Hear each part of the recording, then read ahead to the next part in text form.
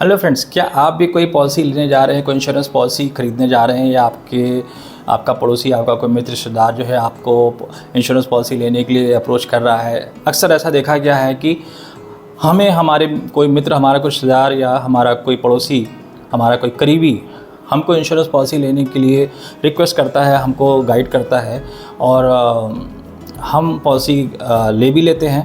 लेकिन हमें लेते समय साथियों हमें कुछ बातों का ध्यान रखना चाहिए।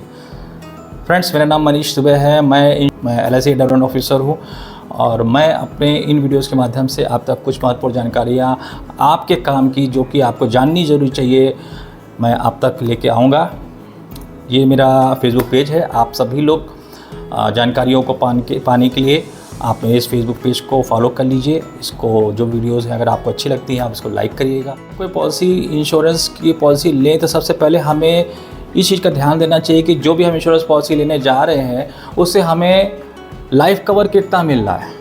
लाइफ कवर का मतलब ये है कि हमें इसमें से रिस्क कवर कितना मिल रहा है, क्योंकि बेसिकली इंश्योरेंस होता क्यों है? इंश्योरेंस इसीलिए होता है कि कल को जिस व्यक्ति का इंश्योरेंस हो रहा है, अगर वो व्यक्ति किसी दुर्घटना में या बीमारी से अचानक से उसको कुछ हो जाता है, तो अगर वो नहीं रह जाता है तो साथियों उसके साथ साथ उसके परिवार की इनकम भी बंद जाती है। क्योंकि अगर ये व्यक्ति जो पैसा कमा रहा है, महीने का 20,000 25,000 रुपये कमा रहा है, प्राइवेट नौकरी कर रहा है, और कल को उसकी इनकम पे उसके परिवार, उसके बीवी बच्चे, उसके माता पिता, छोटे भाई बहन उसकी एक इनकम पे डिपेंडेंट है, लेकिन सपोज़ कल को दुर्घटनावश बीमारी से या किसी दुर्घटना से उसकी डेथ हो जाती है, तो उसकी डेथ तो होती है, लेकिन उसके साथ साथ उस परिवार की इनकम भी बंद हो जाती है। खर्चे बंद नहीं होते, खर्चे चालू रहते हैं साथियों।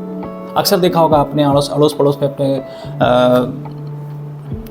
गांव में, शहर मोहल्ले में देखा होगा कि आपने आसपास देखा होगा कि ऐसे कुछ परिवारों में हादसे हुए हैं, तो उनके परिवार की स्थिति बहुत दयनीय हो जाती है। हम लोग बहुत सांत्वना प्रकट करते हैं, लेकिन क्या कर सकते हैं। अगर ऐसी स्थिति में उस व्यक्ति ने अपना पर्याप्त इंश्योरेंस ले रखा है तो उसके परिवार को आर्थिक समस्या नहीं आती है कि एक परिवार को इंश्योरेंस लेना कितना चाहिए। तो साथियों, अगर कोई व्यक्ति महीने का 20,000 रुपये कमाता है और उस 20,000 की कमाई पे उसका पूरा परिवार उसका पल रहा है, उसका डिपेंडेंट है, उसके माता पिता, उसके वाइफ, उसके बच्चे हैं, और कल को ईश्वर न करेगा उसके साथ कोई दुर्घटना होती है, बीमारी से, दुर्घटना की वजह से, तो वो व्यक्ति तो चला जाता है इस दुनिया को छोड़कर, लेकिन उसके जो परिवार की, जो उसकी कमाई द्वारा जो इनकम लाई जा रही थी, वो इनकम भी बंद हो जाती है उस परिवार के लिए। लेकिन खर्चे बंद नहीं होते साथियों, खर्चे चलते रहते हैं। तो क्या उसके परिवार को वो 20,000 रुपये की इनकम मिलना चाहिए, नहीं मिलना चाहिए? आपके हिसाब से आपको क्या लगता है? मेरे ख्याल से अगर व्यक्ति कमाने वाला चला गया तो ये तो ऊपर वाले की मर्ज़ी थी, लेकिन जो वो इनकम थी उसके परिवार को मिलना चाहिए, क्योंकि उसके बाद कुछ लोग ज़िंदा रहने वाले हैं। तो एक फार्मूला मैं आपको बताता हूँ। अगर आपके जो भी महीने की इनकम है, आपकी सपोज महीने की इनकम 20,000 है, तो इसका आप मोटा ये लगाइए कि इसका 200 गुना, 200 टाइम्स आपका इंश्योरेंस होना चाहिए आज की डेट में। जैसे कैलकुलेट करिए, 20,000 रुपये महीने की इनकम है, तो 20,000 को 200 से मल्टीप्लाई करते हैं तो कितना आता है? 40 लाख।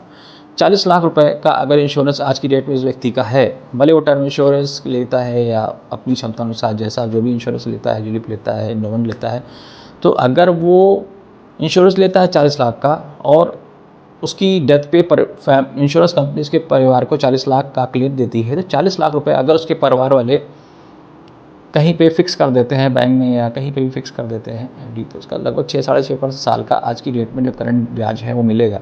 अगर हम 6% ही पकड़ के चलें तो 40 लाख का 6% आप निकालते हैं तो लगभग 2,40,000 आता है।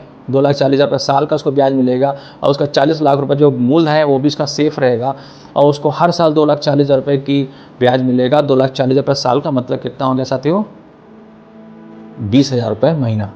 यानी कि वो व्यक्ति जो 20,000 रुपये महीना कमा रहा था, तो आज वो नहीं रह गया, लेकिन उसने एक समझदारी भरा निर्णय लिया और उसने अपना प्रॉपर इंश्योरेंस करवाया, और उसके ना रहने पर उसके परिवार को उतनी ही रकम, 20,000 रुपये महीने की ही इनकम उसको लाइफ टाइम होती रहेगी।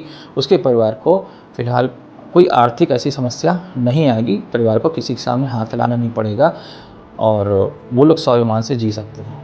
तो साथियों, हर व्यक्ति का, हम में से हर व्यक्ति का एक परम ड्यूटी है कि हम अपने परिवार के लिए पर्याप्त मात्रा में इंश्योरेंस लेके रखें। मैंने आपको जो बताया है कि अपनी बेसिक मंथली इनकम, जो आपकी जो है मंथली इनकम है, उसका लगभग 200 टाइम्स तो आप बेसिकली इतना तो मिनिमम इंश्योरेंस करा के रखिए। और 40 लाख रुपए का आप टर्म इंश्योरेंस भी ले सकते हैं, आप एंडोमेंट प्लान भी ले सकते हैं, ये दोनों मिक्स करके ले सकते हैं। तो इस तरीके से आप अपना प्रॉपर अपने फैमिली को एक सुरक्षा चक्र ज़रूर दे के रखिए। लाइफ बहुत ही अनएक्सपेक्टेड है। रोज़ पेपर उठा के देखिए कितने लोगों के साथ कितने हादसे सुनने को मिलते हैं। आजकल यंग जनरेशन्स को भी तमाम डिसीज़ से लोग हार्ट अटैक, साइलेंट अटैक हो रहे हैं। तो हम सबके पास जो अगर जिस भी व्यक्ति में अगर एक परिवार में कमाने वाला व्यक्ति है तो उसकी बहुत बड़ी जिम्मेदारी है कि वो अपनी कमाई के साथ साथ कुछ करे ना करे लेकिन अपना एक पर्याप्त इंश्योरेंस ज़रूर लेके रखे और उसको प्रॉपर समय से जमा करे। इंश्योरेंस लेना तो बहुत अच्छा निर्णय है लेकिन उसको प्रॉपर समय से जमा करना भी उतनी ही बड़ी जिम्मेदारी है साथियों। तो कई बार देखा गया है कि कोई घटना घट जाती है और लोगों का इंश्योरेंस का प्रीमियम जो उसकी किस्त है वो जमा नहीं होती, जिसकी वजह से उनको प्रॉपर जो है उसका लाभ नहीं मिल पाता है। तो साथियों इंश्योरेंस बहुत ज़रूरी है। इंश्योरेंस प्रॉपर लेके रखिए और उसका प्रॉपर टाइम से इंश्योरेंस प्रीमियम जमा करते रहिए। आप ऑनलाइन जमा कर सकते हैं, तमाम मीडियम्स आ गए हैं, इंश्योरेंस कंपनियों के ऐप भी आ गए हैं। आप जो है उस ऐप के माध्यम से जमा करिए। तमाम थर्ड पार्टी ऐप भी हैं, पेटीएम, गूगल पे, ये सब चीज़ें इनके माध्यम से जमा कर सकते हैं। और आप ऑफिस में भी जाके अपना प्रीमियम जमा कर सकते हैं।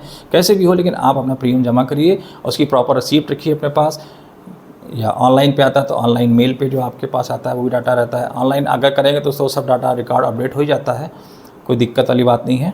तो आप ये चीज़ों को ध्यान रखिए और अपना ध्यान रखिए, हमेशा स्वस्थ रहिए। और मैं आपको अपने वीडियो के माध्यम से कुछ ऐसे ही इंपॉर्टेंट जानकारी आप तक पहुंचाता रहूँगा। अगर आपको मेरी दी गई जानकारी या मेरे दिए हुए वीडियो से कुछ नई जानकारी मिली हुई हो तो आप इस वीडियो को लाइक करिए और हमारे फेसबुक पेज को फॉलो करिए। ऐसी कुछ वीडियोज़ मैं आप तक लाता रहूँगा। बस आपका आशीर्वाद, आपका प्यार, आपका सपोर्ट मिलता रहे। Thank you. जय हिंद।